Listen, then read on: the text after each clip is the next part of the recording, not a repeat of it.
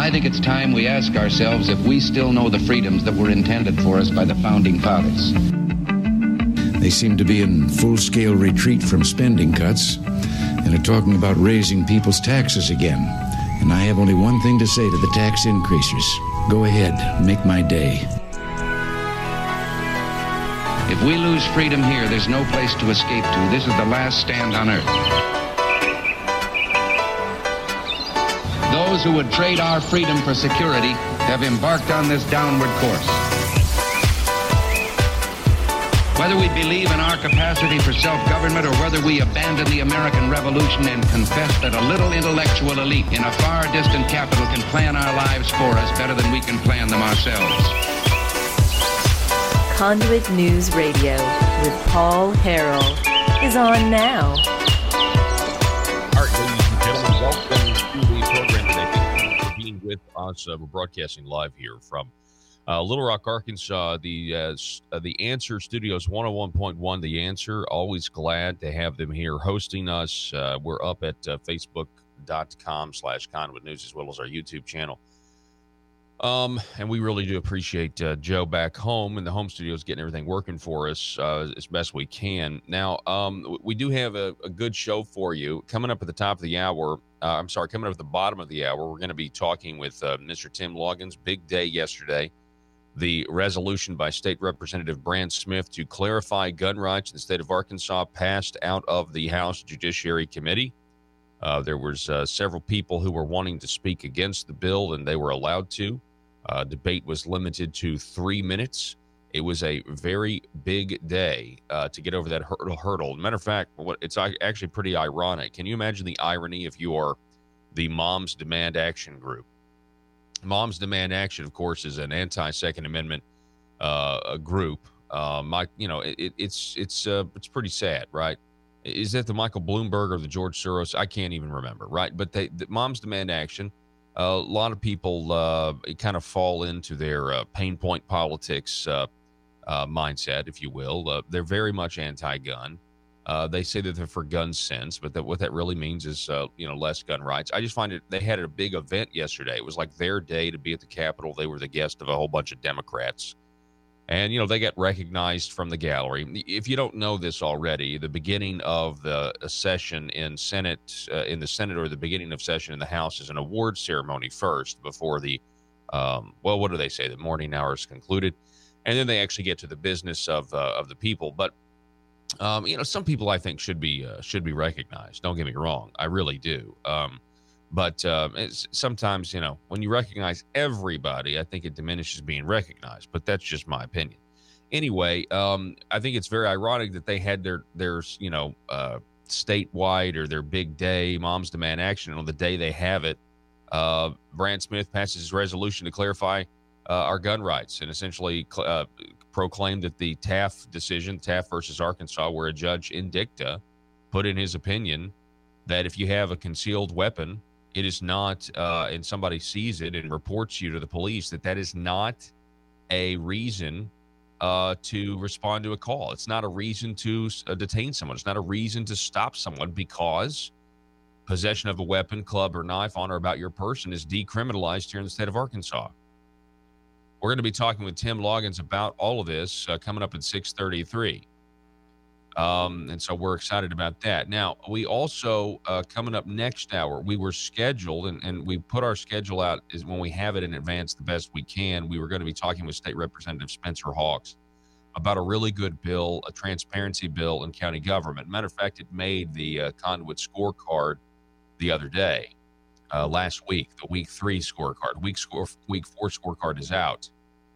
But anyway, I got a message from him last night that he needs to reschedule because he is amending the bill in some capacity, and want to make sure before he comes on to discuss it, he really wants to get a bill with language that he's comfortable with. That and so he's amending the bill right now, and so we're going to put that interview on hold and wait for that to develop and kind of marinate there. At the top of the next hour, though, we will be going over the governor's tax cut plan, his income tax cut plan. It advanced out of the House committee yesterday. there was some dissent from one man. I believe his name is Barry Haas. Is that how? Let me see here. Hang on, I wrote his name down.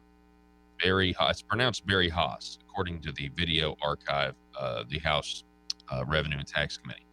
We'll be going over audio of what he said, but more importantly, what State Representative Robin Lundstrom said in response to what he said about wealthy people. And anytime you want to cut taxes in a progressive income tax system, and this is the problem with the progressive income tax system, but hey, listen, I mean, that's what we have, and so that's what we got to work with. But anytime you cut taxes in a progressive income tax system, that's, if you make more, you owe more in terms of a higher rate. Anytime you try to cut it, you're going to have the leftists come out of the woodwork and they're going to say, well, this is regressive because you're lowering the rate against the people that make the most, you're lowering it, so it's very regressive. That's essentially the same old tired argument. When we accepted, and generally most states have accepted this argument of a progressive income tax, you're playing on the leftists' ball field. You're playing on their ground. You've got states that don't have any income tax at all, and guess what? Rich people still pay more in taxes in those states. Do you know that? If you have consumption taxes, rich people have more money, so therefore they buy more things. Oh, he was saying things like, what was he saying? He was saying things like, all of this money that the wealthy are going to get as a result of this tax cut, that's just going to go towards investing in stocks. And it's not really going to go, well, just exactly what do you think investing in stocks do to the companies that, if that were the case? And by the way, this is inconsequential in my opinion. The general principle that the Republican Party adheres to is that more money left in the pockets of Arkansans is a good thing. It's a better thing for the economy, for them. It's their money. It's not the government's. That's the general principle. And so when you look at Governor Asa Hutchinson's income tax plan, and it's an income tax cut, bringing the top rate from 6.9 down to 5.9% over 2 years. It's a long time coming. Now, some people are saying out there that it's just a cosmetic fix because of what happened on Monday with the governor's highway tax plan, where he proposed a $300 million plan, $300 million plan that's really a $400 million plan. It took, we here at Conduit News pointed it out. Also, Arkansas Democrat Gazette, that's frustrating, and that remains to be seen what the legislature is going to do with that plan. A gas tax increase, a diesel tax increase at the wholesale level. So they're going to tax you at the wholesale level and at the pump twice. You're going to be taxed twice on the same product. And so that stuff is frustrating to me. I don't support tax increases, not even for roads, because we're already paying you money for roads. Now, I think there's other things you could do. Like attempt to use the general revenue that's generated from things that we use, like used car sales and things like that, to pay for roads. I think there's also cuts that you can make. Did you hear? I heard that State Representative Dan Douglas did not vote for the governor's income tax cut plan because he said because we haven't made other cuts elsewhere to make up the $95 million impact. So we're gonna continue covering all of this, but we will cover the income tax out of the House coming up at 7:05. So you certainly want to stay tuned for that. Big news yesterday. From what I can tell, the biggest news yesterday was the fact that MSNBC actually admitted live on air that a bipartisan group of people, the Senate's, is it the Senate Judiciary? No, it's the Senate Intel. Anyway, the Senate committee investigating the president about collusion. Russia collusion. We've heard about this for a very, very long time. It's all about.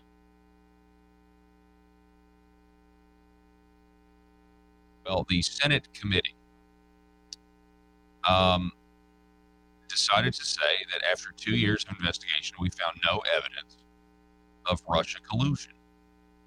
And this is something now that and this is really funny to me, all of the little blue check mark journalists, and this is how you know it's a big deal, all of the little blue check mark journalists on Twitter are now backtracking and they're claiming, well, this was never about Trump. This was about Russia and their interference. We weren't ever trying to get Trump. We're just trying to point out that Russia's a threat to us and blah, blah, blah, blah, blah. And it was Russia that hacked the DNC emails.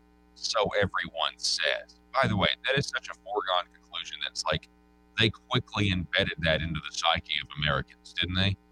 That it is a 100% certainty that it was, in fact, Russia that hacked the DNC emails. Are we sure about that? I'm not sure about that. To challenge that fact, though, makes people really nervous because of the alternative. Yeah. The telephone number, 870-275-9799, if you want to call or text the program. Feel free to do that. So let's look at this right here. It's a Zero Hedge article. Hang on one second. For some reason, my computer wants to black out on me all of a sudden. I just want you to understand how we need to appreciate this for what it is. This is a headline over at Zero Hedge. Watch MSNBC host squirm during live update on no collusion intel committee news. Quote, no direct evidence of collusion between President Trump and Russia. No direct evidence. Mediaite described of the stunned MSNBC host demeanor. The report met surprise first, then skepticism with Jackson and her guests. They awkwardly and visibly tried to make sense of hard and unambiguous reporting that runs contrary to everything being parroted in the MSNBC echo chamber over the past 2 years. I just want you to listen to this real quick. Joe, whenever you're ready, hit play on this little clip here. It's a gem. It's the gem of the day, in my opinion. NBC News exclusive reporting on the Senate Intelligence Committee, their investigation into Russian election interference and what they have and have not uncovered. NBC's Ken Delanian has just jumped in front of a camera to join me with his new reporting. So, Ken, what are you hearing? What are you learning? Hallie, after 2 years and interviewing more than 200 witnesses, the Senate Intelligence Committee has not uncovered any direct evidence of a conspiracy between the Trump campaign and Russia. That's according to sources on both the Republican and the Democratic side of the aisle, Hallie. And careful viewers and readers will note that Senator Richard Burr, the chairman of the Intelligence Committee who leads this probe, essentially said that in an interview with another network last week. But what I've been doing since then is checking with my sources on the Democratic side to understand the full context of his remarks, because that was essentially a partisan comment from one side. But this is a bipartisan investigation, and what I found is that the Democrats don't dispute that characterization. The disagreement comes, though, over that pattern of context that we've all seen and heard about over the last few years. More than 100 contacts between Trump campaign officials and Russians. The Democrats say that those remain highly suspicious and that there's a pattern here that still raises questions.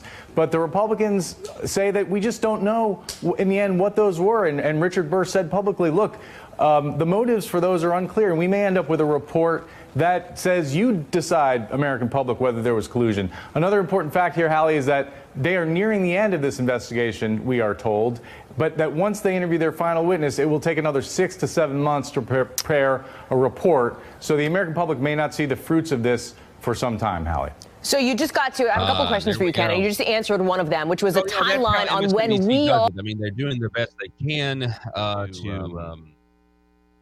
to give bad news in a positive way, if that's possible, but they had to say it after 2 years. You know, we thought this was just a partisan comment by a Republican. We thought this was just a partisan comment, and but then we checked with the Democrats on the Intel Committee, and then the Democrats, they said the same thing. They said, we don't dispute his remarks, that we haven't found any evidence.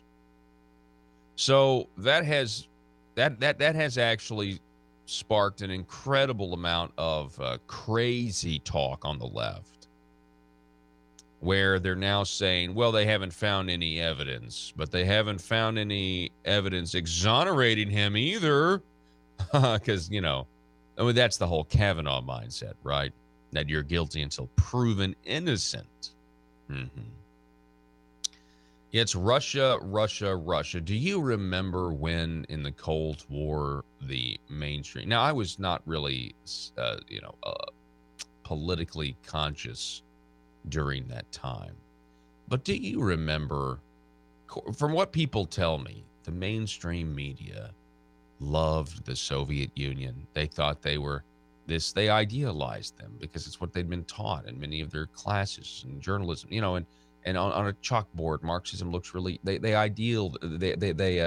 idolized the Soviet Union. It was this, is Reagan really smarter than Gorbachev? Reagan's not going to be able to do this or that.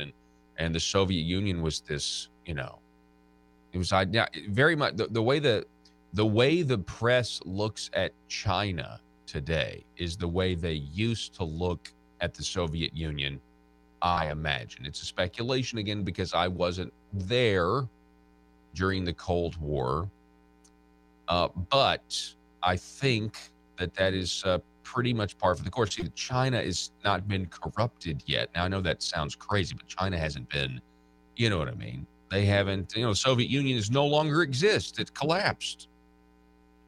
That hasn't happened with China yet. So they think China's great, not to mention China lobbies our own U.S. politicians, and that's a whole nother situation. And of course, we here in Arkansas have been attempting to get Chinese businesses to come here, take our resources and make money and send the profits back home. These Chinese communist companies. But I just think that's so odd that it's now Russia, Russia, Russia. And we have the Democrat Party that used to be anti-war. It's almost like they're clamoring for war with Russia. The Democrat Party, the Code Pink people, used to be anti-war. They now are criticizing President Trump because he wants to bring our troops out of Syria. I mean,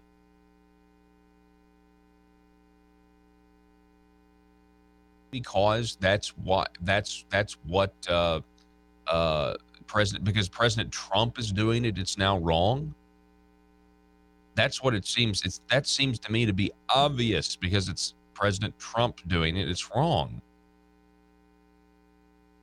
It's amazing where we are right now as a country and on a day-to-day basis. It's absolutely amazing. It's very frustrating as well. Okay, what are we, 23 past the hour? Okay, we got to take a break, folks. I've gone way over here. We got a great show for you. Mr. Tim Loggins coming up next. We're going to play some audio from that meeting yesterday in the House Judiciary Committee at the Marble Palace in Little Rock. Don't go anywhere. This is Conduit News Radio. Back in just a moment.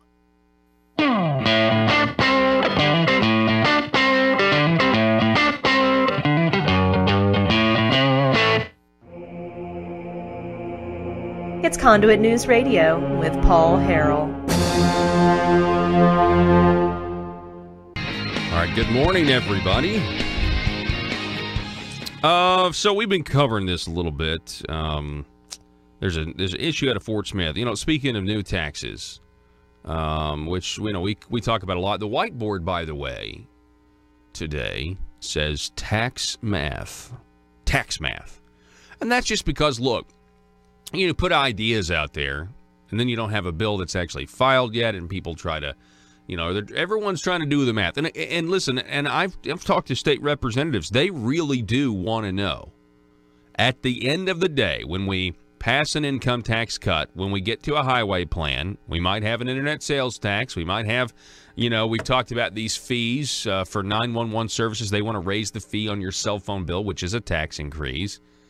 When it's all said and... In a world full of constituents with social media accounts, bloggers just looking to increase their page views, and a talk radio host who generally is just the worst, how are Little Rock's elite supposed to conduct business with such a lack of privacy?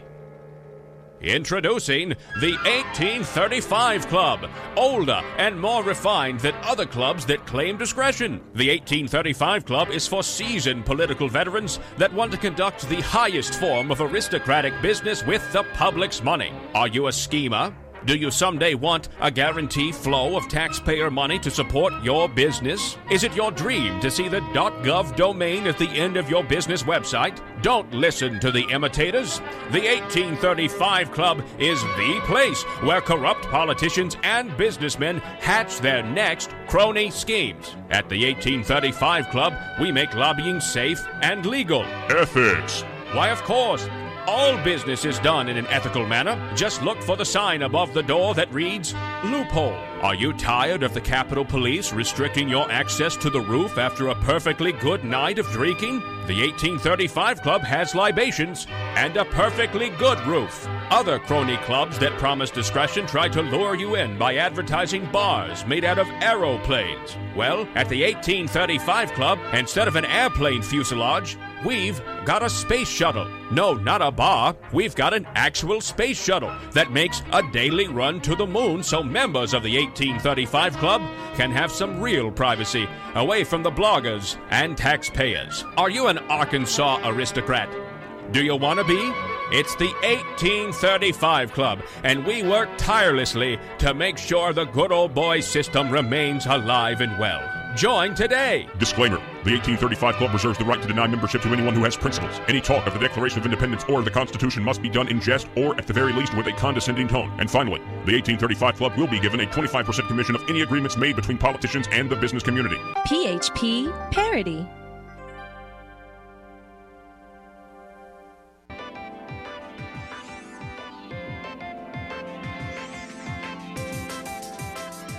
Conduit News Radio with Paul Harrell is building a liberty machine. Find out more at conduitnews.com. I think it's outraged this morning. This is not my goal, but I do think we need to address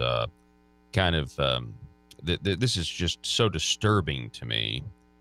Dr. Susan Berry has a piece up at Breitbart.com with the headline, Judges Caving to Transgender Activists on Parents' Rights. I don't even know if that's the headline I would have led with here, because when you get into the meat of this story, what it basically says is the transgender community, if they can get a kid to feel confused about what their gender is, and then they can, establish that the parents are not going to give the child hormone blockers, then the courts, in some cases, are siding with the government that says that the child has a medical condition, meaning they're confused about their gender, and the parents are abusing the child, this is their claim, by not giving them hormone disruptors and puberty blockers. Now, the complete opposite is true, because giving someone hormone disruptors and puberty blockers is, in fact, child abuse when we're talking about how young some of these kids are. So, just kind of picking up in the middle of the article here, many left-wing political identities whose ideology is unpopular with most Americans, transgender activists have been using the courts as a means to legally take gender-confused children away from parents who will not allow hormone treatments to begin transition to the opposite sex. Transgender activists have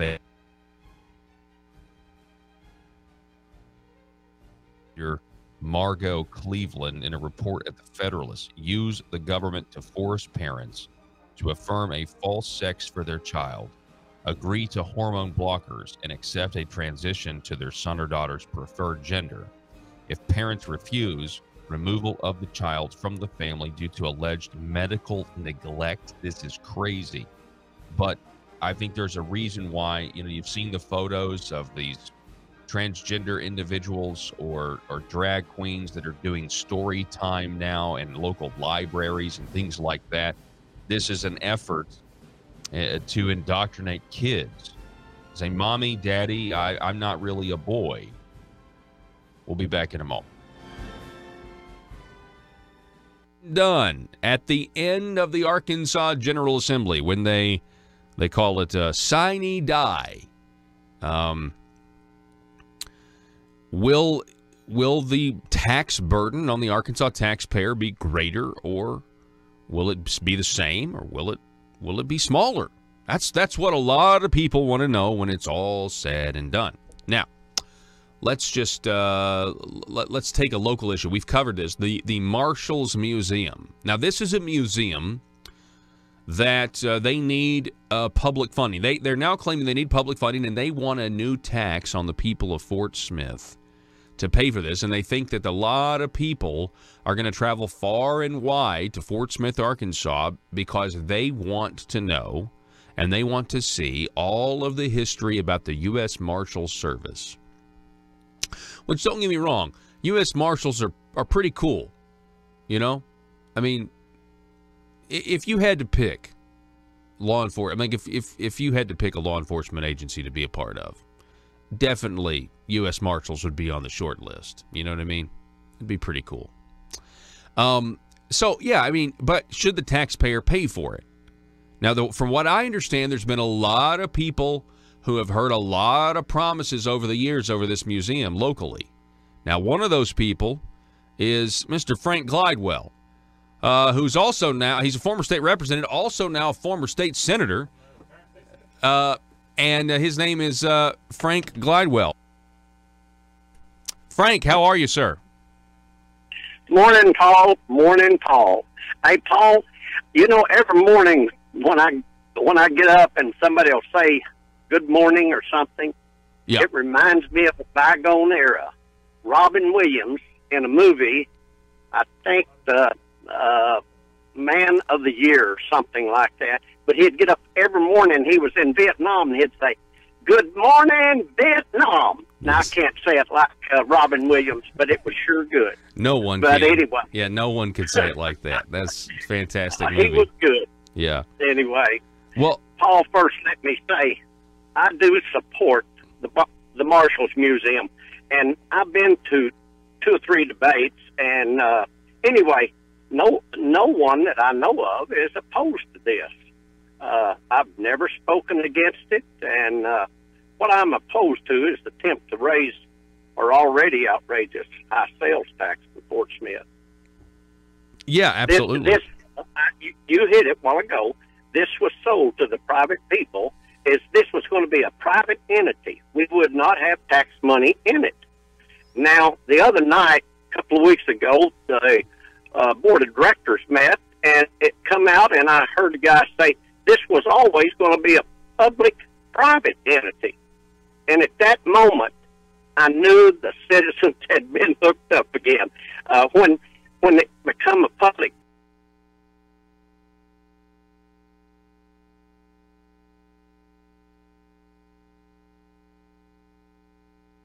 All right, ladies and gentlemen, welcome back to the program. Thanks so much for being with us. Broadcasting live here from the Answer Studios. It's 101.1 The Answer. We really appreciate you being with us. Joining us now, I want to welcome back to the program from the Patriots, VAC 746. Tim Loggins is back with us. Tim, how are you?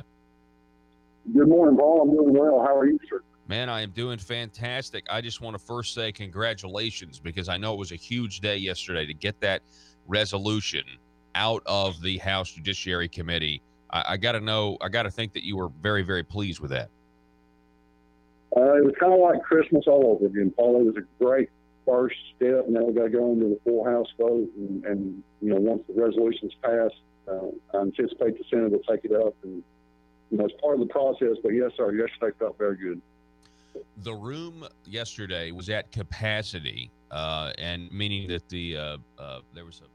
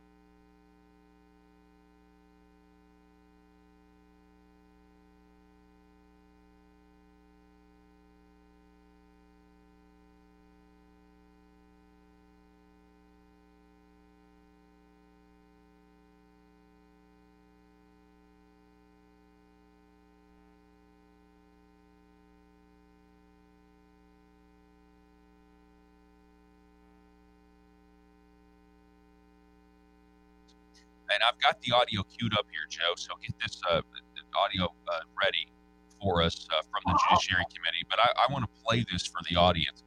It was kind of out of the blue, at least from what I can tell, because I was outside of the room because it was at capacity.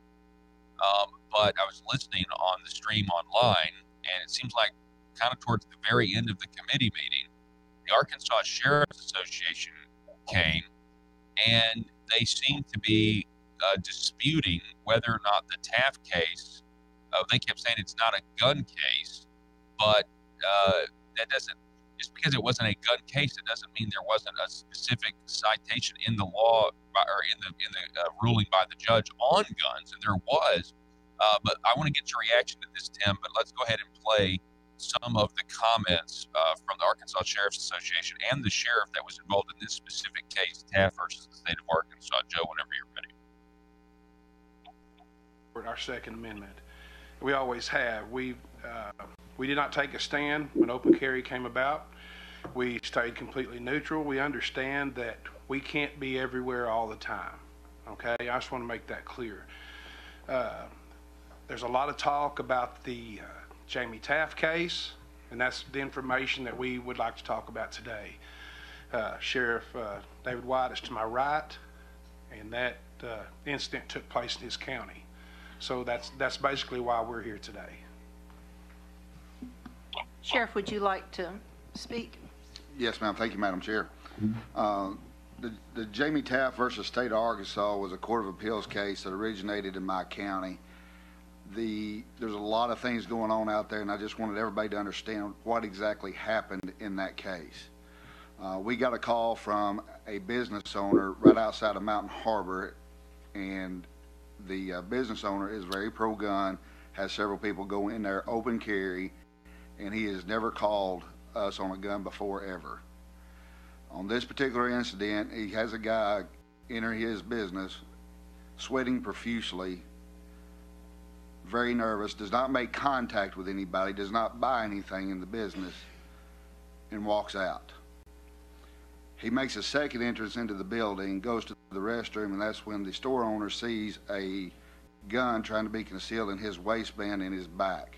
Again, he does not make contact with anybody, he does not buy anything, and come to find out he had been kicked out of a vehicle because he was so geeked out of his head. The driver of the vehicle kicked him out right there close to the store.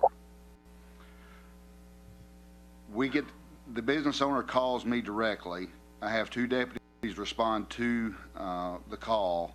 They encountered the subject matching the description on the side of the highway, initiated the blue lights, and made a stop on him. At that time, Mr. Taft didn't even acknowledge the blue lights and tried to keep walking.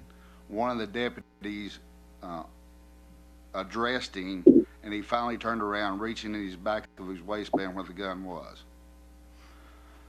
The next thing that happens is, of course, they take action. They put him down at gunpoint and take his substantial amount of methamphetamine away from him and his firearm. He was also a convicted felon. That is the case. That is not what was heard. The suppression is very limited. The suppression area was very limited, and that's what the case was based on. The Court of Appeals was a very limited information in the suppression hearing. It was not a jury trial or anything like that. But that is the crux of the case. That's the case as it happened, and it's not a gun case, in my opinion. It's still not a gun case. It was turned into one. Okay, so Joe, stop right there. All right, so Tim Loggins, let's get your take on that. That was Scott Bradley, who's the executive director of the Arkansas Sheriff's Association, and Sheriff David White from Montgomery County. And Sheriff White was that's his county that Taft happened in, and he's there to try to clean up the image of Montgomery County. I found that unfortunate, and I found, Scott Bradley's testimony unfortunate. It was presented that they were there for informative value, speaking neither for nor against the resolution. I think it was pretty clear to anyone that was listening they were speaking against the resolution. Taft case is very clear. The clerk called in that, hey, there's a guy with a concealed weapon, and that's very key. acting strangely. Law enforcement made a stop based upon that information. The appeals court ruled that possession of a weapon, and yes, it was concealed, is not criminal, absent other criminal activity. And I want to go a little bit further. There was some argument from the committee, some of the Democrats, that this needs to go to the Supreme Court. We need to wait until the Supreme Court gets it. Well, number one, the Attorney General denied it, refused to take it to the Supreme Court. And I want to refer your listeners to the Arkansas Supreme Court rules, specifically 5.2C and 1.2E. 5.2C says that, appeals court has precedential value. Every Supreme Court and Court of Appeals opinion issued after July 1st, 2009 is precedent and may be relied upon and cited by any party. That's 5.2C. 1.2E says there's no right of appeal to the Court of Appeals from the Supreme Court. Opinions decided by the Court of Appeals may be reviewed by the Arkansas Supreme Court on application by a party to the appeal. That was the Attorney General that refused to appeal that decision. Upon certification of the Court of Appeals, or if the Supreme Court decides the case is one that should have been originally assigned to it. So this is case law. This has the binding power of a Supreme Court decision. It can be used in court as a precedent to cite by attorneys. And keep in mind, the judge said possession of a weapon is not criminal activity. So while this wasn't a gun case, yes, sir, it was. And I appreciate David White trying to clean up the image of his county and his officers, but the fact remains is they took a shortcut. They responded like they're used to responding. Hey, he's got a gun, so I got to go check him out. No, you don't. That's lawful activity. We're not anti-law enforcement. We understand they're trying to get drugs off the street and criminals off the street, but there's a thing called reasonable suspicion or probable cause, and you have to be able to articulate that as an officer. The gun no longer plays any role in that reasonable suspicion. That officer could have made a voluntary contact and talked to Tapp, and he could have talked about his pulse rate and his pupils and what he observed as a trained observer, and that could have been articulable reasonable suspicion. Instead, he just said, hey, he's got a gun, I can stop him. And the appeals court struck that down and said, no, you can't. Yeah, so this is why this is important going forward for law enforcement. If the gun is no longer, reasonable suspicion, if you can't prove that they're going to do something unlawful with it, then this is a good thing for law enforcement to know, so that, like you said, they can go about the potential arrest in a different way, and that's that's what we want our law enforcement to do. We do want them to pursue bad actors and everything else, but you got to do it the right way. And people are going to say, well, why, Paul? Why? Well, because we're talking about my freedom here. We're talking about, what if I'm in that situation, but I'm not on drugs or acting weirdly, but somebody just sees a concealed handgun and they don't like me. You know what I mean? Like, there's got to be, we're talking about temporary evils in order, for the benefit of the rest of us to have our God-given right to self-defense. So I'm really glad that you said that. Now, here's the thing, Tim. This is why I'm so proud of the Republicans on this committee, because when the Sheriff's Association showed up to effectively testify against this, they were trying to undermine what had been said, saying that Taft wasn't a gun case. It didn't start out as a gun case, but it has significant, it influences significantly our gun laws here in the state because of the precedent. I'm so proud of that committee and the people on it for even after that testimony saying, you know what, the law is the law. We're just clarifying what the law already is. Absolutely, Paul. I want to thank Representative Brant Smith for running this resolution. The importance of this for gun owners and for the citizens of Arkansas is going to be proven to be immense over time. I want to thank the members of the committee that voted yes on that voice vote. I mean, there was like maybe 4 people, and there's 5 Democrats, maybe 4 people voted no. So the Republicans on the committee, the conservatives on the committee, they stayed true to what the law says. They stayed true to the word, and I want to thank them for that. I appreciate that. Let's move on to House Bill 1059. This is the known as the stand your ground law around the Marble Palace right now. Where are we on that? When is it going to be heard? I would anticipate maybe next Thursday. It'll be next week at the earliest for sure. That's the next important battle. And for those listeners that don't know what 1059 is, Representative Aaron Pilkington is trying to clarify the law on when you can defend yourself or another person from a deadly threat or a violent crime. Current law says that, in your house or curtilage, you have no duty to retreat. The law also has a different standard if you're outside of your home. So if my neighbor gets into a conflict, someone's breaking into his home and I hear it and I respond, the law says now that I have a duty to retreat if I can do so in complete safety. So if I go help my neighbor and I wind up shooting a suspect, helping my neighbor from a deadly threat, I could possibly be prosecuted because I didn't have to engage. And that's not what the law should be. There should be one standard. Was the force reasonable or not? And that's what 1059 is attempting to do, establish that one standard, give citizens that clarity in the law so that they understand when they can use force or not. And my location has nothing to do with the force used. And that's important for folks to know. Right now you've got two standards based on where you're at, and then they look at, was the force reasonable? And I'm going to tell you right now, that standard cannot stay. That makes no sense. I saw a Facebook post that you put out there, and you laid out a scenario, a hypothetical scenario, where let's say you were in the Walmart parking lot. Can you tell us, kind of go over that scenario with us? Well, and my post was to prove a point. Right now, we're dependent upon prosecutorial discretion. So I'm, late tonight, I had to run to Walmart. It's 1 o'clock in the morning, and I'm walking to my car, and I hear a muffled scream. And I look up, and to me, it looks like a woman's being drugged to her car. Since I'm in public under current law, if I engage, if I go help that woman that's being kidnapped or raped or whatever the case might be, and I wind up having to use deadly force, I face the potential of being prosecuted for murder because the law says that I have a duty to retreat if I can do so in complete safety in public.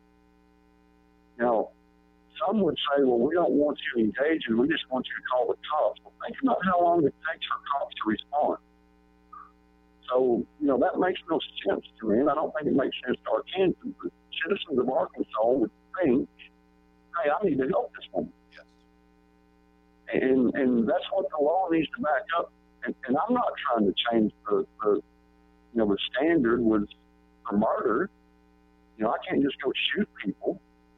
But if I'm trying to save someone from being raped or kidnapped and I have to use my weapon to do so, my location shouldn't play a factor into it. Yeah. Whether I'm at home or whether I'm in public, if I have a legal right to be at a location, then I should have one standard for when I can use force or not. Well, and that's what you filled up. This is an effort, I think, to rein in with the law, using the law to rein in rogue prosecutors. I mean, and the reason I mean by this, I'm just going to say it. A lot of attorneys end up being these liberals. I mean, they just are.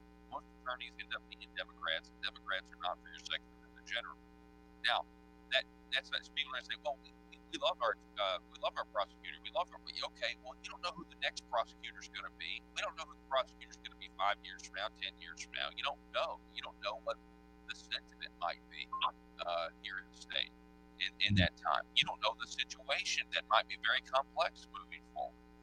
And so this is a way to give, again, people who want to help other people the benefit of the doubt. So I think it's a good bill. Now, is it still getting the resistance? I understand the Sheriff's Association doesn't support that law.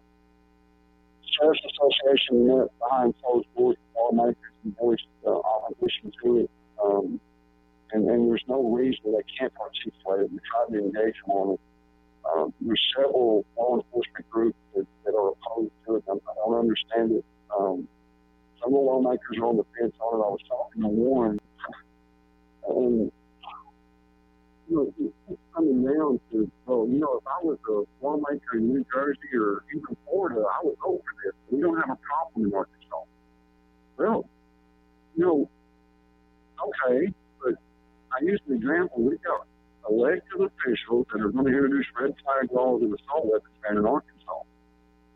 We don't know who the prosecutor will be tomorrow, okay? And just that a liberal can't be a prosecutor and someone that's anti-gun can't be in a position to prosecute you. Okay, we're not having a problem, a systemic problem right now. Well, why should I face that potential for prosecution based on location? It should be based on what's my force reasonable, to a jury of my peers, and that should be the standard. Yeah, it's common sense. So I don't understand. So they're saying that if they were in Florida or New Jersey, they supported or vote for you. Is that because they're saying that they do have rogue prosecutors over in those, in those states? Well, they're trying to say that we don't have liberal prosecutors. We don't have folks that hate guns in Arkansas. And I think that's irrelevant to the argument. That's not an argument. Because who the prosecutor is today could be different tomorrow. Yeah. And the fact that they can try to prosecute you based upon location instead of force you use, that's not acceptable. Any place I have a legal right to be, I should be able to exercise my God-given right to defend myself, my family, or any person from a deadly threat or from a violent crime. That's simple. Tim, before we go, let's talk about Chris Ann Hall. She's going on tour in the state of Arkansas. She's a radio host, constitutional attorney. She's going to be, tell us, where's she going to be, Tim? She's going to be all over the state. We got her in Jonesboro the 21st and the 22nd. That's a Thursday and Friday.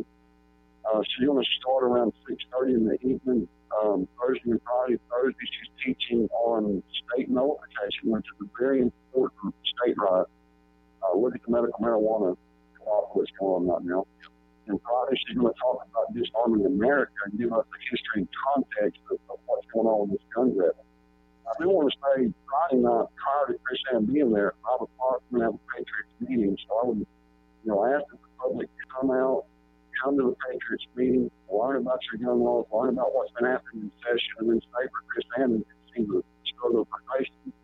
She's going to be over in Fort Smith. She's going to be over in Hot Springs. She's going to be all over the state that entire week, about a whole week. I'm excited. That's fantastic. So that's next Thursday, so a week from tomorrow, right? 21st and the 22nd. Yes, sir. In Jonesboro, Arkansas, at Hilton Garden. All righty.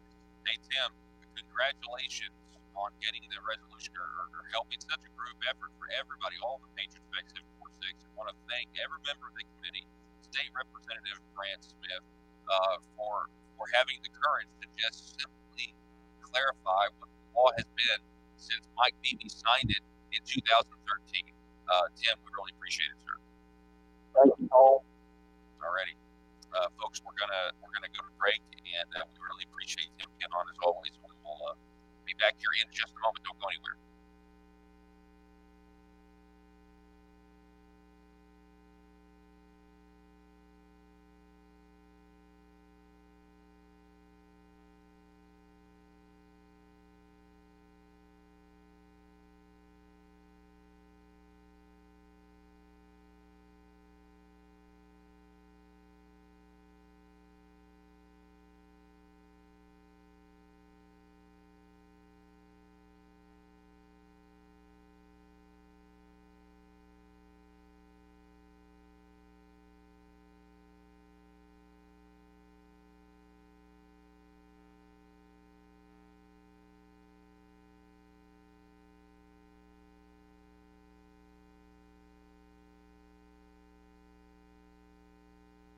Rolling your eyes as your professor regurgitates progressive PC neo-Marxist nonsense? Then you should interview on Conduit News Radio's Young Conservative segment and tell us about why you believe the way you do. Tell us how you came to be a conservative and what are your views on government. Now, if you're worried that your neo-Marxist professor may also be a right-wing talk radio listening masochist, then names can be changed to protect the innocent. It's the Conduit News Radio Conservative Future segment. To be interviewed, call 870-275-9799. That's 870-275-9799. If you're like me, you believe that small business is the heart of Arkansas's economic engine. and it should be viewed that way by the politicians in Little Rock. Conduit for Commerce also believes, like you and I believe, policies that achieve less regulation and lower taxation help small business in Arkansas thrive. Other policies like small, constitutionally consistent government and reducing citizen dependency on government keeps it from growing and expanding its influence on our daily lives. Conduit for Commerce works every day to educate the general public and legislators on these important priorities in the name of Arkansas small business. By the way, contributions to Conduit for Commerce are tax deductible. Log on now to conduitforcommerce.org and click on Contact Us on the right side of the page. That's conduitforcommerce.org. Go there now and learn the facts on protecting small business in Arkansas.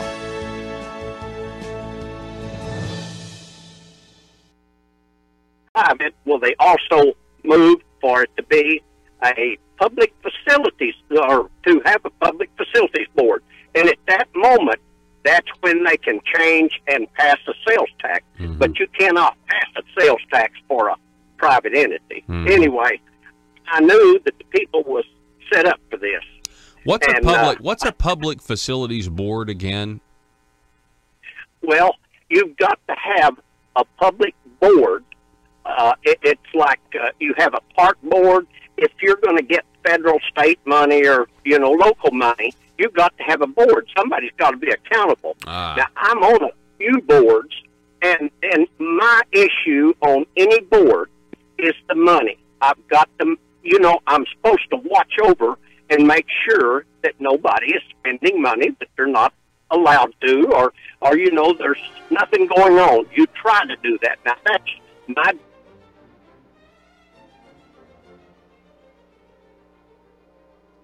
All right, ladies and gentlemen, that is all the time we have for this first ever. When we come back, we're going to talk about Governor Asa Hutchinson's income tax cut. It passed out of the House committee. Of course, it passed out of the full Senate last week. It got out of a House committee yesterday, and we'll bring you a little audio of that. It was a little interesting. Also, you can find a write-up about it over at conduitnews.com right now. That's conduitnews.com. Don't go anywhere. We'll be back here in just a moment.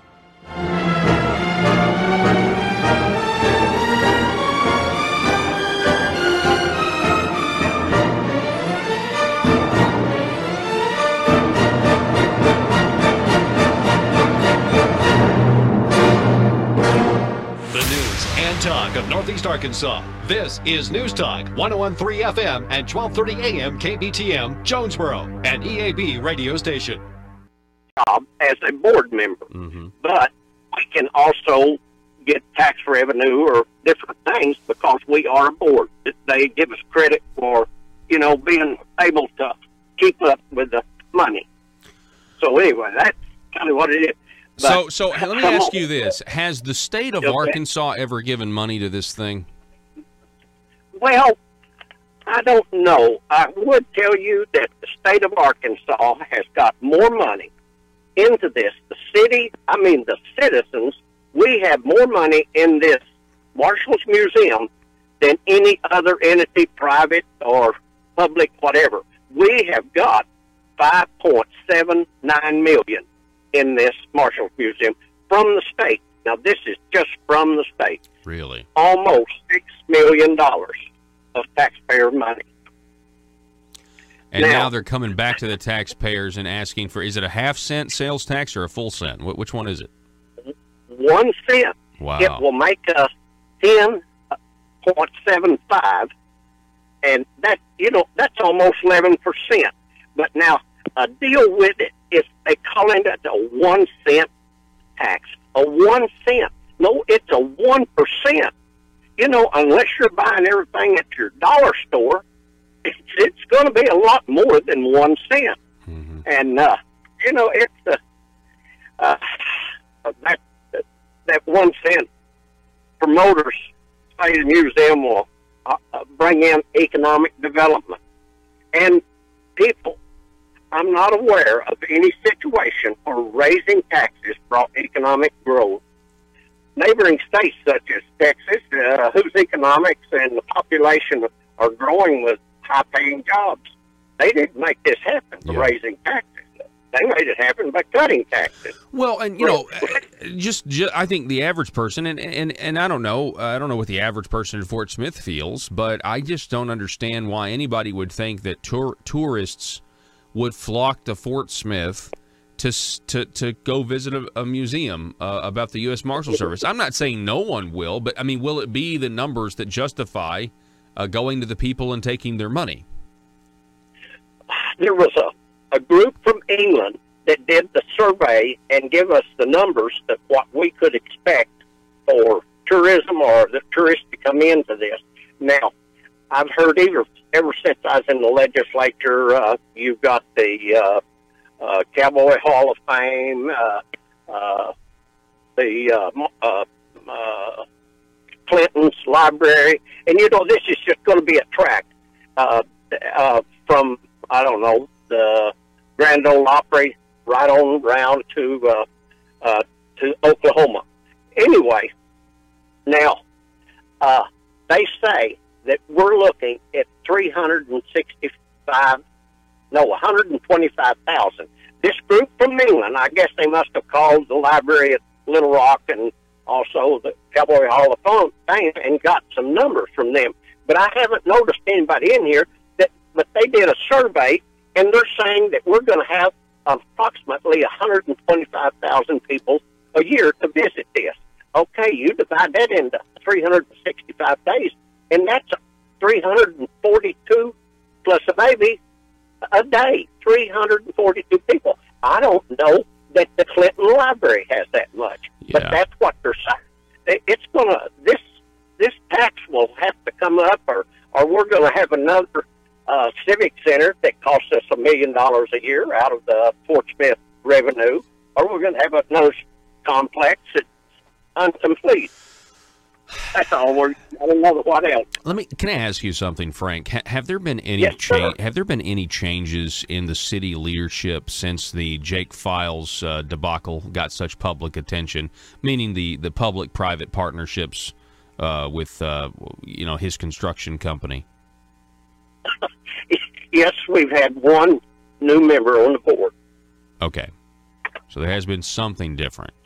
I guess the reason I ask is you would think that there would need to be, if we're going to continue doing the same, it's cliche, but you do the same thing. That's the definition of insanity. Do the same thing over and over again and expect different results. Now, I guess they could say, well, we're not doing the same thing because we're not doing business with Jake Files. Okay, all right, okay. I can maybe entertain that. But I think it's really up to the city here. They need to be very careful.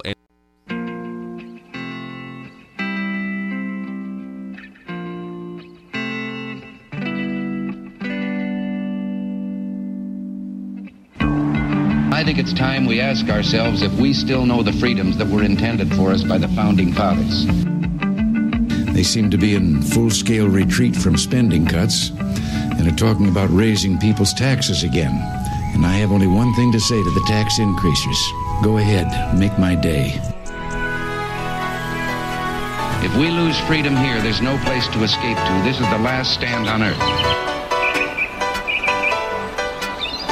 Those who would trade our freedom for security have embarked on this downward course. Whether we believe in our capacity for self-government or whether we abandon the American Revolution and confess that a little intellectual elite in a far distant capital can plan our lives for us better than we can plan them ourselves. Conduit News Radio with Paul Harrell is on now. Welcome to the show. Welcome to the program today. So glad that you're with us. I'm looking at what is a beautiful sunrise. A beautiful sunrise. I'm on the 7th floor of the Plaza West building here in Little Rock at the Answer Studios, 101.1 FM, The Answer. We really appreciate them.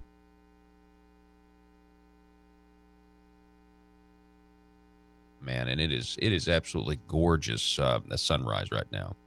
We're going to talk a little bit about income taxes. We're going to talk a little bit more about the highway plan during this hour. If you missed the first hour, please go to conduitnews.com and get the podcast or iTunes Store, SoundCloud, YouTube, Facebook, any way you want to watch or listen. We're trying to make that as available as we can, and it's for free. And so we really appreciate you listening. Yesterday was a big day for gun rights. The House committee passing the resolution to clarify gun rights and recognize the Taft versus Arkansas decision. That's a big deal for your liberty and your freedoms moving forward, getting the word out. Also yesterday, from conduitnews.com, an income tax cut bill passed out of the House Revenue and Tax Committee. On a roll call vote, the legislation would drop the top marginal income tax rate from 6.9% to 5.9% and would save taxpayers $97 million a year once fully implemented. A hostile amendment to gut the tax relief to job creators and top income earners was presented by Representative Charles Blake, a Democrat from Little Rock. Before the bill was heard, and it was soundly defeated on a voice vote. State Representative Joe Jett from Success and Senator Jonathan Dismang, a Republican from BB, presented the legislation before the committee. They stressed that low-income and middle-income earners had already seen tax cuts in previous legislative sessions, and that job creators would see the bulk of relief under the bill. Jett spoke about the need to be more competitive due to Arkansas's high tax burden. We don't look too good on that map. I'm not going to lie. If you look at the map where we have, when we're 6.9% and all of our surrounding neighbors have significantly less top marginal tax rates, if not no income tax at all, is what I'm trying to say. State Representative Jim Wooten, a Republican from BB, and Representative Robin Lundstrom, a Republican from Elm Springs, pushed back on testimony from those speaking against the tax cut. Wooten stated he felt a great sense of resentment from a Methodist minister's comments against those that have worked hard and are fortunate to have high incomes. Wooten felt job creators and successful people should not be treated less than any other citizen of Arkansas. Lundstrom went further, saying it was offensive to slam someone who is successful who also donates generously through their churches, schools, and hospitals. Arkansas has been ranked as the second most generous state in the country for charitable contributions. The legislation now heads to the House floor, where it must receive 75 votes out of the 100-member House of Representatives. State Representative Dan Douglas, a Republican from Bentonville, did not vote on the bill. During the committee, he expressed concern about how the tax cut would be paid for, since there have been no cuts in spending. All other Republicans on the committee voted for the tax cut, and all Democrats voted against it. State Representative Andy Davis and Roger Lynch were absent. Here's the roll call vote. It's pretty incredible. I love having a roll call vote. You know me. So kudos to State Representative Lane Jean for voting yes on a straight, clean income tax bill an income tax cut bill. State Representative Ken Bragg voting for this. Also, we have, let's see here. Absent. Now, hang on a second. Revenue tax. This actually says, let me see. I'm scrolling back up here. Dan Douglas did not vote on the bill. Right. Okay.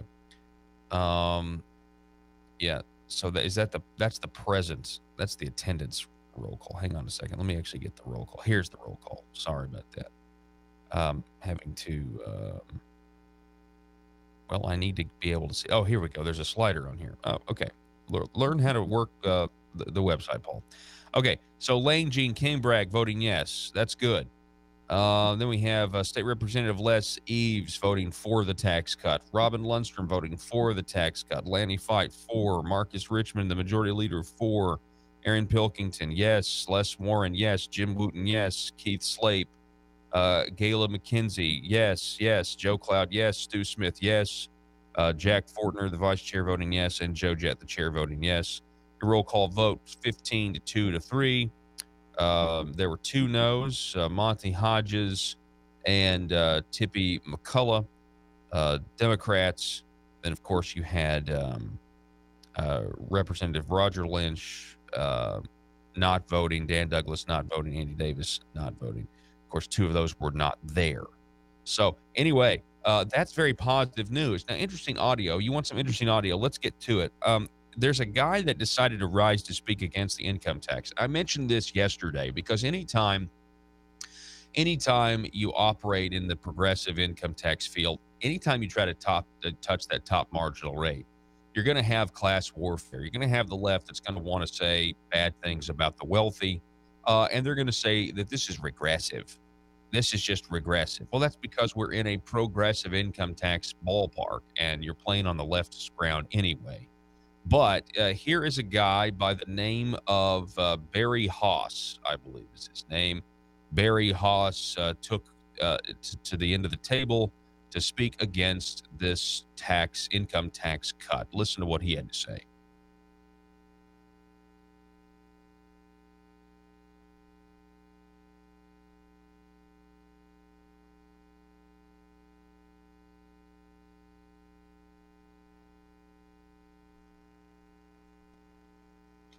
Joe, are you there? Do you have the audio from the income tax? Or are we trying to get it? One second. It's having an issue. I gotcha.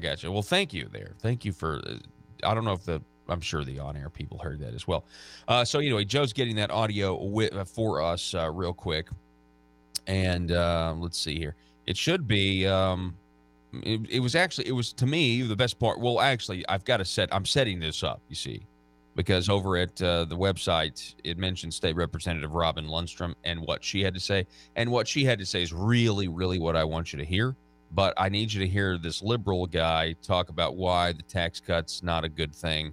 I need you to hear that first. So, Joe, let me know when you're ready. So I don't want to throw it back to you again and you not be.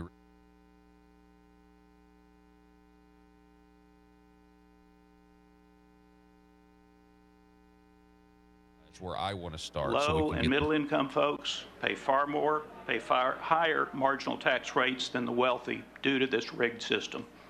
This bill would make the current tax system even more regressive and unfair to the vast majority of Arkansans. Recently, I had the privilege to serve on the governor's water provider legislative task force. Over roughly an 18-month period, we studied ways to bring clean, affordable water to as many Arkansans as possible.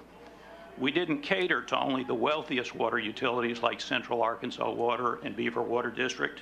We treated all water utilities equally, large and small. Senate Bill 211 is the exact opposite of what the Water Providers Legislative Task Force achieved. Treat everyone the same. Play no favorites. We know from expert economic analysis that the vast majority of tax cut money in this bill will go to the wealthiest Arkansans, people who already have more money than they could spend in 10 lifetimes. Most of these tax cuts funds will end up invested in stocks, mutual funds, and other investments outside the state. That will make Arkansas, already a cash-poor state, even more so. When you put money in the hands of low and middle income folks, on the other hand, most of it is spent locally and generates economic activity and jobs here in Arkansas. Isn't that what we all want and should be working toward? Ever wonder why Arkansas ends up close to the bottom in so many state rankings of quality of life? 48th, 49th, even 50th? It's nothing to be proud of. Before considering this massive tax cut for the wealthy. This guy is, his last name, so he's saying that we're 48th because we don't spend enough money on government. Is that what he's saying? Or we're 48th because we don't tax our rich the way we should tax our rich? Is that really what he's saying? We spend more per person on our government than any other state around us, by far, almost $8,000 a person. And there's a reason Oklahoma's not 48th, or Texas isn't 48th, where we are. There's a reason we're a cash-poor state. It's because we're a welfare state. We're a welfare magnet, unfortunately. I mean, you could strongly make the argument that the license plate motto doesn't need to read the natural state, but it needs to read the welfare state. That's what you could say, right? I mean, you remember when President Trump announced in the State of the Union how many people are off food stamps now? And the Democrats are like, oh, should we clap for that? It's because, like, they want people to be dependent. There's people that believe in this guaranteed, government sustenance. I mean, that's why Ocasio-Cortez originally had on her website that she wanted guaranteed income for people who couldn't work or who were unwilling to work. Okay, that's what we're facing here. And again, we're playing in the margins of the progressive income tax cut. So you're going to have guys like this come out of the woodwork and say, "Oh, it's regressive, and you're benefiting the wealthy too much." That's where the job creators are. That's where the investors are. Sorry, that's just the way it works. Do you want a free market economy? Do you want an economy that where we depend on the government, or do you want a government that depends on the economic growth? And that's why, by the way, we should get rid here in Arkansas. We should totally get rid of the corporate tax, 100%, because corporations don't pay taxes. You and I pay those taxes. Anyway, keep going with this guy just for a second. This legislative body should instead consider the needs of our fellow Arkansans, like insufficient funding for pre-K, inadequate teacher salaries, which may be partially addressed this session, and earned income tax credit for the lowest income earners, increased funding for UAMS, the state's premier teaching hospital, and so much more, too much more to list. I ask that you think of all the citizens of Arkansas, not just those who already have far more than they need. I ask that you think about those who don't even have their basic needs being met. Is Senate Bill 211 your idea of fairness? And I want to make one comment on what Representative Jett said and what Senator. So all right. Now I want you to cut by. This is it's very anti. It's like something. Look, people think, these leftists think that once you make a certain amount of money, you're no longer you're no longer entitled to be treated like everybody else. You're supposed to be some sort of pariah because you're successful. I mean, this is the leftist mentality. This is why we have so many people, young people, generation that are claiming to be socialists now. Skipping ahead, let's listen to a little bit of truth. State Representative Robin Lundstrom had a question. Well, it was kind of more like a statement, but she did end she ended the statement with the question, "Wouldn't you agree?" So technically it's a question, which means, anyway, listen to what State Representative Robin Lundstrom said in response to the testimony here from Mr. Haas. And I am willing to answer any questions you might have. Representative Lundstrom, do you have a question for Mr. Haas? Yes, I do. You mentioned water in this state and early on in your speech, and I wonder if you realize that the Beaver Water District that you discussed early on, when the funding came down for that, there was very little funding. In fact, it almost fell through. But there was one evil rich person that stepped up in Northwest Arkansas named Joe Steele, and he personally guaranteed the money for that Beaver Dam, or we wouldn't have water in this state. So when you go to slam evil rich people, there's also a whole lot of people in this state. We are the second most generous state in this nation. There's a whole lot of people in Arkansas that have given a tremendous amount of money. And I think it's offensive, terribly offensive, for you to somehow slam someone for being successful, and then they turn around and donate generously through their churches. There are hospitals, schools all over this state that people have given quietly and generously. I'm thrilled with this tax cut. I think it's time that we gave back to the people that have been working hard. And we've been taking money from those folks, and they have been quietly paying their taxes and then turn around and giving at their churches too, and giving locally. So I think we need to step back and look at that. So just a... And don't you agree? Don't you agree? Actually, Representative Lundstrom, you are mischaracterizing my comments. I did not mention rich folks. I mentioned wealthy folks. And this is not, I know that folks who support tax cuts. Rich folks.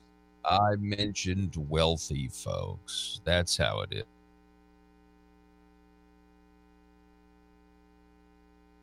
going to take a break. Don't go anywhere. We're going to reset here. Be back in just a minute. This is Conduit News Radio. Good morning to you. Back in a moment. Realize that they need to prove their trustworthiness to the citizens, and so do the people of the city. I mean, do they support this? They support this tax increase to fund this public-private entity now? I'm in the senior group, and I'm around more seniors. The group that I'm with are strictly opposed to any more taxes. But now we have some young people that's pretty active, and they're pretty progressive, which, that's good. But with other people's money, that's always the way it is with the progressives, as long as they're dealing with other people's money. Fort Smith has already got the highest water and sewer rates in the state of Arkansas, and I'd say any neighboring states, and also I bet that any neighboring states of theirs, we've already got that. It is. This is ASA News, The Parrot. With breaking news from the Capitol in Little Rock. I'm Bob Maloney. There are reports circling around from politicians who are in the know, and the same phrase keeps being used. That phrase is new revenue generation. Let's go to our reporter on the ground from the Capitol, Haley Hogwash. Haley? Thanks, Bob. Yes, it seems the more politicians I talk to, the more I hear the phrase new revenue generation. We're trying to figure out exactly what that means, but you can rest assured it will be good for the people of Arkansas. Haley, it certainly sounds like something good. I like how the phrase uses the word generation. That makes me think this has got to be doing something positive for our children in the future. Haley? Yes, Bob, some new developments. I've just been speaking to some people who are here and are not politicians, and they tell me the phrase new revenue generation is actually code for a new tax. Oh, my. Well, if this is true, Haley, that would add to a growing list of new taxes that have barely made any headlines at all, so it's best not to discuss them here on ASA News, The Parrot. Yes, Bob, I know it's sure to make government officials angry that their phrasing of the new revenue generation has been changed by the people and called a tax increase. I would expect an announcement from Mother Government soon to set the record straight. What is the new tax? Revenue generation, Haley? Well, this new tax, a new revenue generation would add to a growing list.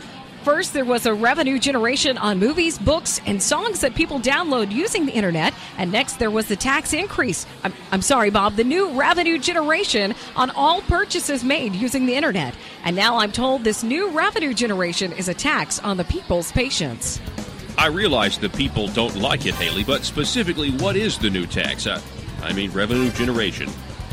No, Bob, I'm telling you, according to the activists here at the Capitol who have gathered and are listening to some radio broadcast, the revenue generation is literally taxing the patience of the people of Arkansas. I'm told the less patience you have with the government... The government better not tax our patience. ...the more they will tax your patience and the more money you will owe at a later date. I'm also told the collection method on taxing your patience will be decided in a newly formed multicolored ribbon task force. How taxing. PHP Parody.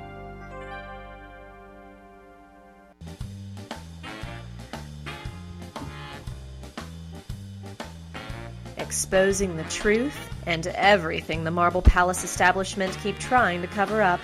It's Conduit News Radio with Paul Harrell.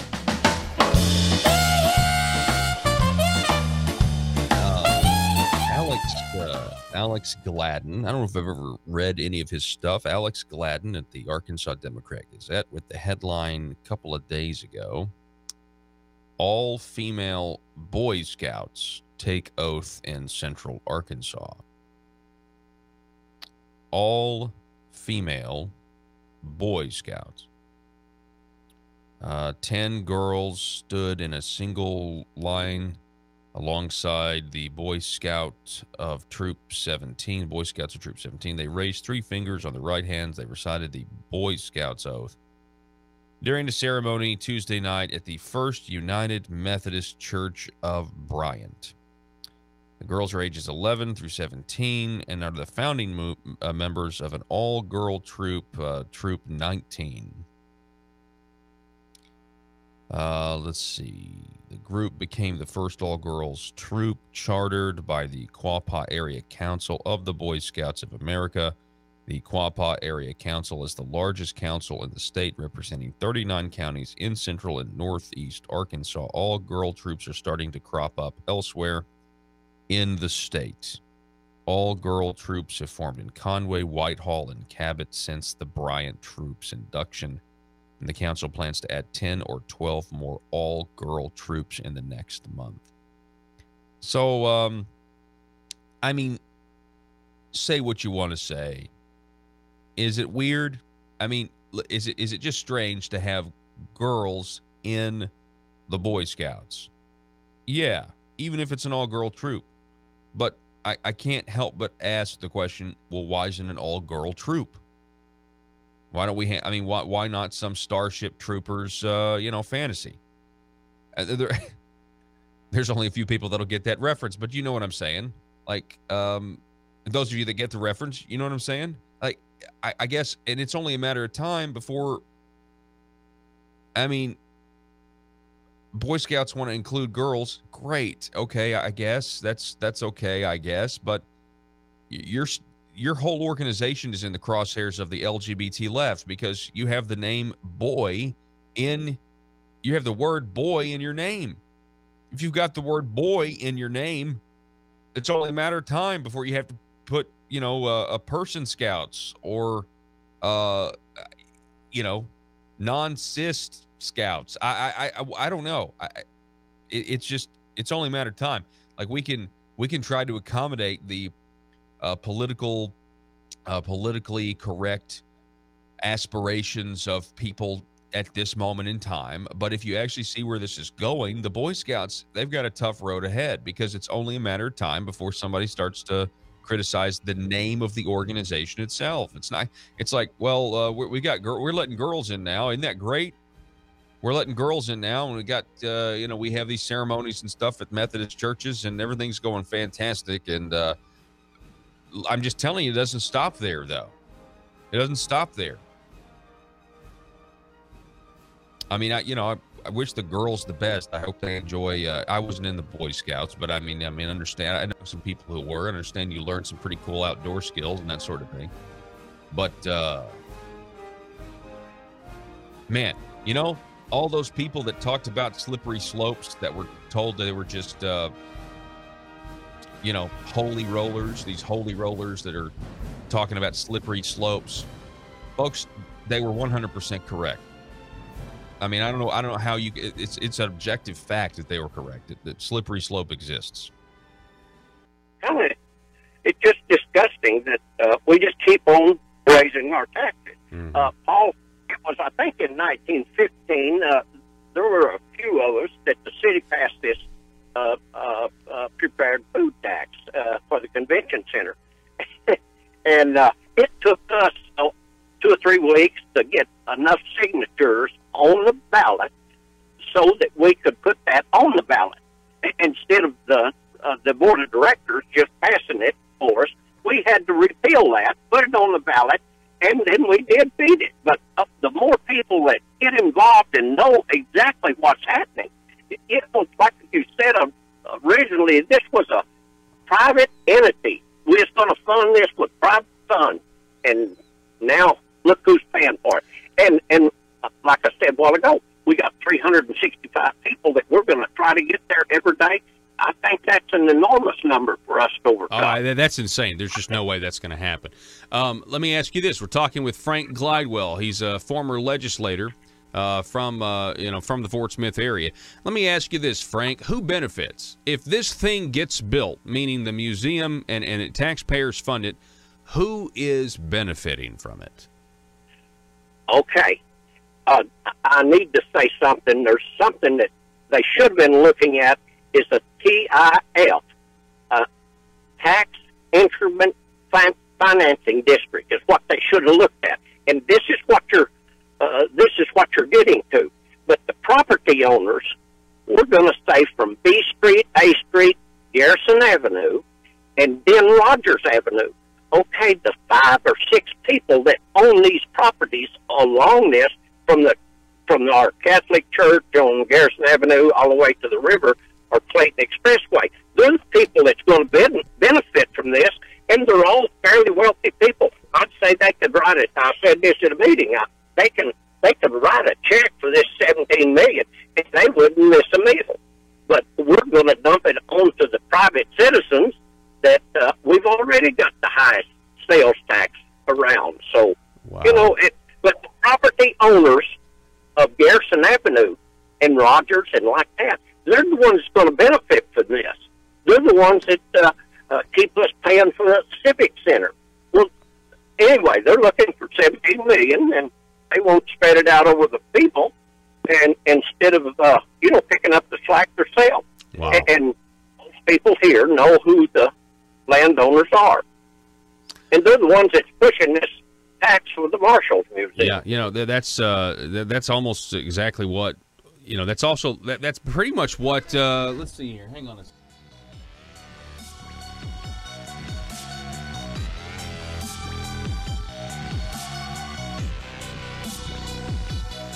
Need your daily news fix? Don't forget to tune in to Conduit News Radio with Paul Harrell. Here we go, ladies and gentlemen. Welcome back to the program. Thanks so much for being with us. And, I guess happy Wednesday, right? It's hump day. So a lot of people believe that everything's downhill from here in terms of your typical American work week. Let's kind of go over real quick some things that happened on Monday. Now, we I guess 24 hours ago, we were talking to you about the governor's highway tax plan. And, of course, it involves tax increases. It involves an increase, a brand new tax being applied to gasoline at the wholesale level and diesel at the wholesale level. It is going to take some money from general revenue coming in for casino, the revenue, casino taxes. Then it's going to take revenue from an existing tax that is set to expire, and the governor's plan would put that back to a vote. And I guess the vote would be in 2020, and it would ask you if you believe that the current tax rate, half-cent sales tax, should remain. Now, when we voted for it, or when we went to vote on this issue in 2012, the half-cent sales tax, the deal that we voted on was set to expire, okay? It was set to expire. This would now be another vote asking us to keep it or remain the same, or anyway, the point is to be asking us to vote again on another tax. Now, people want to say that it's not a new tax, but if it's not a new tax, why is there a separate vote on it? And you say what you want to about it. I mean, listen, there are a lot of different ways to phrase what people in government do. We know this. We know there's a lot of different ways. But what is the truth beyond what we've called on this program before, carefully crafted language? What is the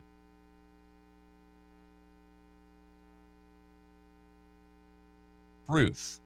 And we can, you know what I mean? If we shouldn't be afraid of what the truth is, we shouldn't be afraid of what we're doing. We should just do what we think is right, and then go to the people and tell them why we did what we did. That's the honest type of government that I think we all want. It's a place we all want to get to. So I mentioned these tax increases that are in the governor's highway plan, and I contrast that to the tax cut that we have talked a lot about. We talked a lot about this last week, the income tax cut. Now, during the debate on the income tax cut, it is important to remember last week that I believe it was Senator Will Bond. It might have been Joyce Elliott or Linda Chesterfield. I can't remember, but one of the Democrats took to the Senate floor last week and said they didn't see the point in lowering the income tax rate, giving the people more money, only to then ask them to vote, to give more money back to the government. And what the Democrat was saying there was essentially pointing out a potential shell game. That, again, what I want to know, and I think what all Arkansans want to know, is at the end of the day, when all of this legislation is passed, failed, whatever at the conclusion of the session, will the people of Arkansas be giving more money to the government, or will we be giving less money to the government, or will we be giving the same amount of money to the government as a whole? As a whole is described as the overall tax burden. And that's what we want to find out. We want to get to the bottom of that. And it remains to be seen. But what I can tell you is this. If you go over to conduitnews.com, there is a piece that's over there. And the headline is "Attaboy Governor or Oops."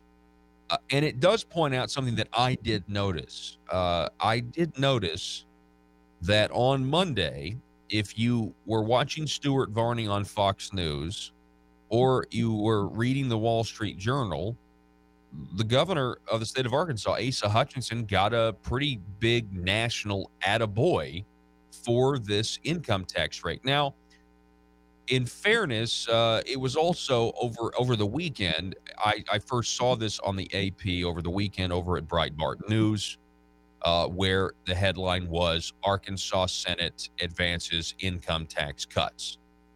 That was what went out. That's what people get.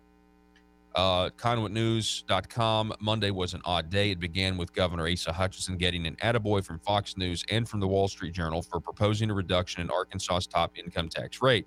Before the day was over, Hutchinson was announcing hundreds of millions of dollars in new taxes for highways. His highway tax plan includes new taxes on gasoline and diesel. The tax on gasoline will be an additional 3 cents per gallon on gasoline and an additional 6 cents per gallon on diesel. Repassing and extending a half-cent sales tax on gasoline, which is set to expire. Higher registration fees or taxes on electric cars and hybrid cars. Dedication of $35 million in casino taxes and reserve funding for highways. The state hasn't started receiving additional gambling taxes, but it is already being spent. Then he goes on to say, speaking of taxes, Governor Hutchinson's budget is also counting on passing an internet sales tax to collect taxes from you online, from out-of-state purchases that are now exempt from the sales tax. Of course, just like corporations don't pay taxes, neither of these out-of-state internet companies, they're just going to pass on the cost to you. So this was I did notice this. I thought that's why Monday was such a strange day. If you look at the headlines, again, the national attaboys, the national pats on the back, but then later we get these, we get the highway plan. And that brings me to this next point, because again, I want to get to what the truth is, just report it to you guys. And over at Conduit for Action, they have a commentary with the headline, "Making a Temporary Tax Permanent. Is it a tax increase?" Is it a tax increase if you make a temporary tax a permanent tax? That's the question, isn't it? Let's get down to what the truth is.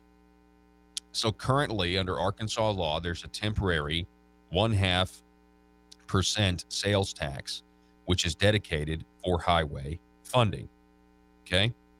Part of Governor Asa Hutchinson's highway tax plan calls for the passage of a new law to make the 0.5% sales tax permanent. Governor Hutchinson doesn't want to call it a tax increase, and he didn't in the Matter of fact, he went even further. In the press conference, the governor said it's not a new tax. And we played that for you yesterday on the program. He said it is not a new tax. They're calling it an extension of the current tax, okay? So although the rate of the tax does not immediately change once we reach 2023, when the tax is set to expire, under this plan, the legislation would increase the tax rate from 0 to 0.5%, meaning that's what you're going to be voting on if they do, in fact, refer this back to the people. Now, it is I said this the other day because it was something that I didn't see coming. We all knew that the plan was to try to extend or pass a new tax that, to stop the 0.5-cent tax from expiring. But a lot of people think that was just going to be an up or down vote. And they thought that they were going to refer like a bond issue for the diesel tax increase and the gas tax increase. They've reversed course, and they've kind of flip-flopped that. Looks like, according to the plan that we have, the plan as it's been given to us, they've reversed that, and the 0.5-cent sales tax extension, or the new tax, or the preventing the sunset tax, is going to be given to the people, and instead they'll just have a straight up or down vote on the diesel and gas tax, which I didn't see coming at all. And that if you're for the extension of the tax, let me just tell you what they're thinking. Okay, it's speculation, but I believe they knew it would look really, really, really bad if they were to take a vote and go against the vote of the people in 2012. Meaning, in 2012, we passed the 0.5-cent sales tax. And in 2012, we also, when we passed the 0.5-cent sales tax by vote of the people, we also were voting on that sunset clause. And so for the legislature to come back as it gets ready to sunset in a few years and pass it to keep it going is a betrayal of what we voted on. And it just really, if they were to go about this, it just confirms the world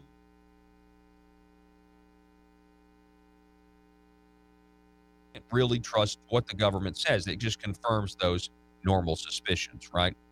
So in a way, this is kind of like a compromise, but it's still, to me, it's unacceptable.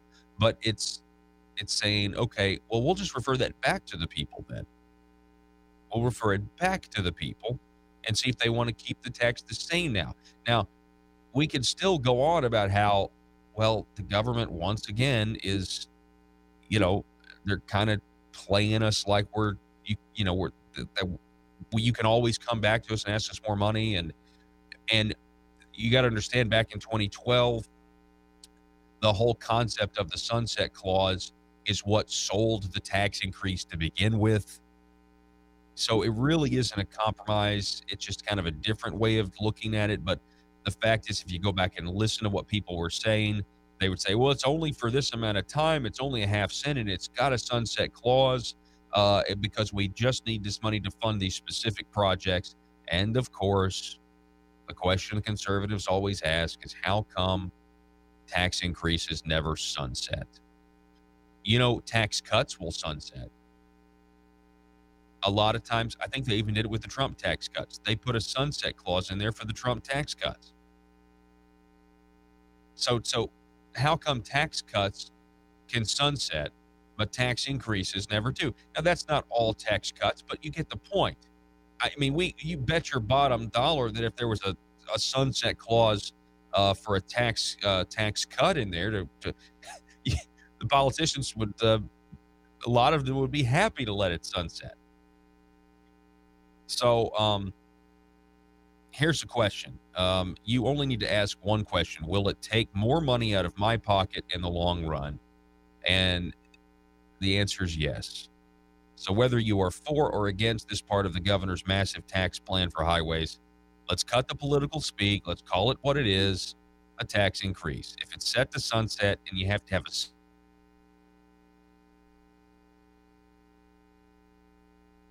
if it's set to sunset and you have to have a separate vote to keep the increase, to keep the tax where it is, how is that not considered a tax increase?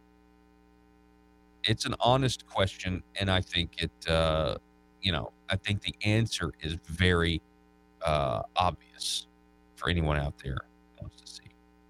In other news, the Daily Caller, Ruth Bader Ginsburg. Folks, you want to see the left in a tailspin.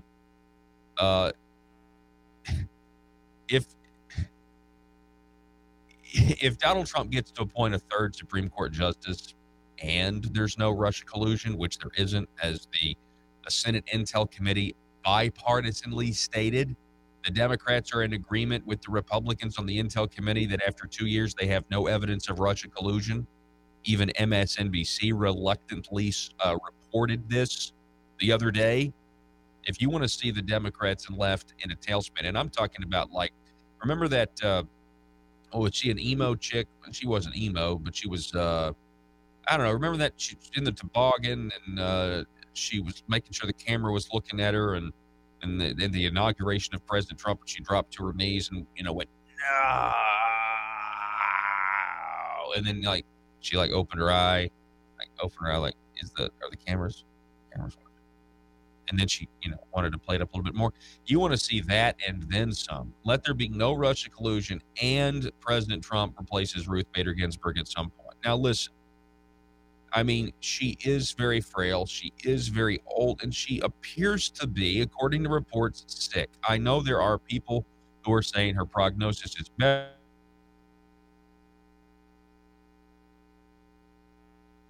Caller.com. Ginsburg's health raises frightening history of incapacity and disability on the Supreme Court. Fervid speculation as to Justice Ruth Bader Ginsburg's well-being set off in December when the Supreme Court abruptly announced that she was being treated for lung cancer. Though a positive prognosis has since allayed the worst fears of Ginsburg's admirers, her continued struggles broach important but little discussed questions about judicial fitness in an era when unprecedented longevity often entails sudden declines in mental and physical faculties. Those questions are hardly theoretical. The modern history of the Supreme Court is replete with examples of real or perceived incapacity among the justices, who alone decide when to leave active service. Ginsburg had 2 cancerous nodules removed from her lungs at the Sloan Kettering Memorial Cancer Center in December 2018. In a procedure called a pulmonary lobectomy, yep, I pronounced that right, the cancerous growths were discovered when Ginsburg was hospitalized for rib fractures resulting from a fall in her chambers at the High Court. Doctors have since pronounced Ginsburg in excellent health, telling reporters there are no indicators of remaining disease following her December surgery. Stop. I want to tell you guys something. Allegedly, the night before the State of the Union, Ruth Bader Ginsburg was at a concert dedicated to herself. We're told there was no photography allowed. Therefore, there was no photographic evidence that she was actually there in attendance. This was reported by the Associated Press. There were some people that thought it was a hoax. There were some people that don't believe it because there wasn't photographic evidence. Many people think she's very sick. And it was just so strategic. A lot of people, and they've got a point. She didn't come to the State of the Union, but she goes to a concert. So, I don't know, conspiracy theories abound here. I will tell you this. There are some blue check-marked reporters that tweeted about the story, about how she was seen in public, and then deleted their tweets. That's just circumstantial evidence for you, but I submit it to you anyway. So, incapacity can take many forms, which are not triggered by physical disease or advanced age, as has occurred with Ginsburg. Such was the case of Justice Charles Whitaker, the 56-year-old Kansan with President Dwight Eisenhower. He was elevated to the High Court in 1957, whose travails were thoroughly documented in Professor David Garrow's 2000 article, The University of Chicago Law Review, Mental Decrepitude on the U.S. Supreme Court. Whitaker suffered from intense bouts of depression and anxiety, and an attendant strain seriously impeded his professional abilities. The High Court's tremendous workload immediately triggered those complexes. His colleague, Justice Harrell Burton, observed that Whitaker very nearly suffered a nervous breakdown just 10 weeks after taking the bench. So, this piece goes on and talks about how he left judicial service a diminished figure. Okay. So at what point, this is a good conversation to have. Now, obviously, the political ramifications of Justice Ruth Bader Ginsburg stepping aside are immense. There's no question. And there's no question that Trump's going to, appoint a more conservative justice than she is. But, she's been a running joke for a long time in right-wing circles that she falls asleep during oral arguments. I don't even think that's a joke. I think that actually happens, And there's the other joke that one of Abraham Lincoln's biggest regrets was appointing Ruth Bader Ginsburg to the Supreme Court. Now, that actually is a joke, and it's a pretty hilarious one, if you ask me. We're going to take a break. This is Conduit News Radio. Back in just a moment. Russellville-based firearms manufacturer Omega are making clones of the most notable German firearms in the world. These delayed rotor-lock firearms have been and are currently used by law enforcement and military worldwide. At Omega, they manufacture their guns right here in Arkansas and produce the best reproduction in the marketplace that comes with a complete 5-year warranty. At Omega, they take firearm manufacturing seriously and offer discounts to active and retired law enforcement. Whether you're using Omega firearms to defend the public, defend your family, or for target practice, Omega has your back. For pricing, go to omega-guns.com. That's omega-guns.com. If you're like me, you believe that small business is the heart of Arkansas's economic engine, and it should be viewed that way by the politicians in Little Rock. Conduit for Commerce also believes, like you and I believe, policies that achieve less regulation and lower taxation help small business in Arkansas thrive. Other policies like small, constitutionally consistent government and reducing citizen dependency on government keeps it from growing and expanding its influence on our daily lives. Conduit for Commerce works every day to educate the general public and legislators on these important priorities in the name of Arkansas small business. By the way, contributions to Conduit for Commerce are tax deductible. Log on now to conduitforcommerce.org and click on Contact Us on the right side of the page. That's conduitforcommerce.org. Go there now and learn the facts on protecting small business in Arkansas. Are you a conservative-minded young person and want to let the world know about it? Are you tired of rolling your eyes as your professor regurgitates progressive, PC, neo-Marxist nonsense? Then you should interview on Conduit News Radio's Young Conservative segment and tell us about why you believe the way you do. Tell us how you came to be a conservative and what are your views on government. Now, if you're worried that your neo-Marxist professor may also be a right-wing talk radio listening masochist, then names can be changed to protect the innocent. It's the Conduit News Radio Conservative Future segment. To be interviewed, call 870-275-9799. That's 870-275-9799. I got this book. That's pretty much what Jay Cost in this book that I love so much. We interviewed Jay last year where he talks about legal graft. It's pretty much, it's not quite because they're not in office. Are these landowners in office by chance, Frank? No. Well, let me read you this. Okay, this is from Jay Cost's book, A Republic No More. It's very similar to what you're saying when it comes to land. Everybody's talking. This is a quote from George Washington Plunkett. Everybody's talking these days about Tammany men growing rich on graft, but nobody thinks of drawing the distinction between honest graft and dishonest graft. There's all the difference in the world between the two. I've not gone in for dishonest graft, blackmailing gamblers, saloon keepers, disorderly people, etc., and neither has any of the men who've made big fortunes in politics. There's an honest graft, and I'm an example of how it works. I might sum up the whole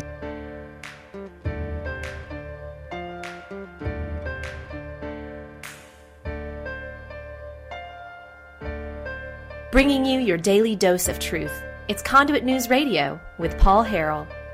All right, hey, real quick before we go, Facebook comment. Melissa on Facebook writing, I'm going to dissent with many on the girl troop. If the Scouts are going to allow girls, wouldn't an all-girls troop be better for the Boy Scouts than mixing the troops? Oh, I mean, absolutely. I would agree with that, Melissa. Yeah, I mean, for guys and girls alike, I think the opposite sexes are a distraction. Yeah, that wasn't my point. But I haven't read the other Facebook comments, so maybe Melissa may be engaging with other people on the Facebook posts. I didn't mean to, and there's another post here by her. Let's see here. It seems like harassing this all-girls troop is beating a dead horse while embroiling these young girls. Yeah, and that I thought about that, and I almost didn't even cover the story because of it, but it dawned on me. Listen, these young girls, I hope they get the best out of it. I really do. I'm just simply pointing out that the very name of Boy Scouts itself is eventually not going to satisfy the left in this lurch towards just more and more and more inclusion, because you're identifying a biological sex in your name, and that's not going to be enough for these people at some point. And the left would want the two groups to be together in some way, right? Unless it's the Girl Scouts, you're not going to have a boy, you know what I mean? They would probably never have a boy troop in the Girl Scouts, but because of our patriarchal society, we've got to have girl troops that are called Boy Scouts. It's just strange to me, but do what you want to do. All I'm saying is those people who were criticized for a slippery slope are correct. Things are just getting off kilter here. And the more you said, it's just like with tearing down the Civil War statues. It doesn't stop there. It's just like, okay, well, let's separate Martin Luther King from Robert E. Lee Day. Okay, great. Does that end disagreements? No, we want your Civil War statues. Okay, great. Let's get your Civil War statues and take them down. Oh, by the way, the star on the Arkansas flag that stands for the Confederacy, we want that too. And it goes on and on and on. Reparations. I mean, it never is going to end. And it's the same thing with the left when it comes to, this LGBT RSTLNE, would you like to buy a Val community that, is on this quest for dismantling what a biological man and a biological woman are. So eventually the Boy Scouts here, I'm sure a lot of you have done a great thing, right? Letting Girl Scouts be Boy Scouts. But eventually the name itself, Boy Scout, will be targeted. Just like they targeted the, Arkansas State mascot, the Indian. That started back in '77 with Marlon Brando not accepting his Academy Award.